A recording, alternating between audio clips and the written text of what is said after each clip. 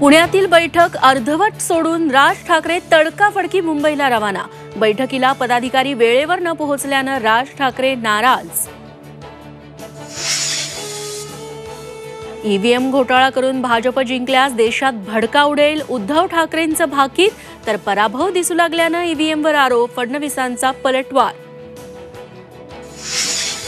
मोदी, शहा आणि फडणवीसांच्या मार्गदर्शनाखाली शिपाई म्हणून काम करणार। उमेदवारीनंतर कृपाशंकर सिंग यांनी घेतली फडणवीसांची भेट, तर कृपाशंकर यांना उमेदवारी हीच मोदी गॅरंटी, राऊतांचा टोला। निवडणुकीपूर्वीच अमरावतीत अडसूळ विरुद्ध राणा संघर्ष, राजकारण सोडेन मात्र राणांच्या प्रचाराला जाणार नाही, अडसूळांची भूमिका। तर अडसूळ आमचा प्रचार करतील, राणांचा दावा।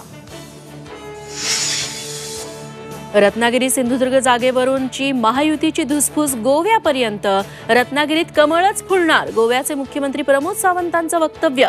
तर गोव्यातल्या जागेवर आमचा दावा, उदय सामंतांचा पलटवार। ड्रीम गर्ल हेमा मालिनीला मंत्रिपदाची स्वप्न, पक्षानं जबाबदारी दिल्यास मंत्रिपद निभावून नेईन, हेमा मालिनींचं चंद्रपुरात वक्तव्य।